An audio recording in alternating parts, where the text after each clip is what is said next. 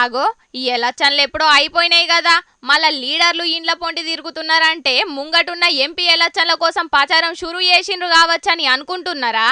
కాదుల్లా, public ఉన్న తక్లీఫులు నర్చుకోనికి సిద్దిపేట జిల్లా దుబ్బాకల తిరిగిండు Dubbaka Congress incharge చెరుకు శ్రీనివాస్ రెడ్డి సారు.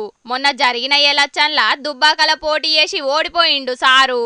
అయినా కూడా నాకు పదవి ముఖ్యం కాదు, పబ్లికే ముఖ్యం అనుకొని ఆడున్న గల్లీలన్నీ తిరుక్కుంటా పబ్లిక్ కట్ట సుఖాలను అడిగి తెలుసుకున్నాడు.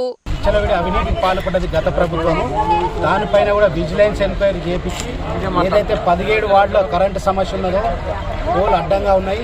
మరి అది తొవ్వి కూడా 4-5 నెలలు అయ్యి ఇప్పటికి కూడా అక్కడ సీసీ రోడ్లు వేయలేదు, మొత్తం పూర్తిగా తొవ్వి డిస్మెంటల్ అయింది. కొన్ని దగ్గర కరెంటు సమస్య ఉంది, ఆ కరెంటు సమస్యకు కూడా ఏఈతో మాట్లాడడం జరిగింది.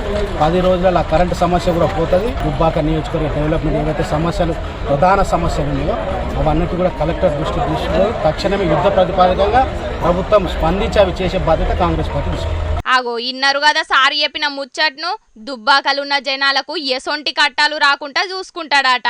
ఇంకేమన్నా సమస్యలున్నా ఎంబటే కలెక్టర్ తోని మాట్లాడి తీర్చుకొత్తామని కూడా చెప్పుకొచ్చిండు. కానీ అధికారం లేకున్నా సుతం పబ్లిక్ కట్టాల కోసం గింతగనం తిప్పలు పడుతున్నాడంటే మా సారు ఎమ్మెల్యే అయ్యుంటే మమ్మల్ని కంటికి రెప్పలెక్క ఇంకెంత మంచిగా చూసుకునేటోడో అని మస్తు ఫీల్ అయినరట కొందరు ఆడున్నోళ్ళు.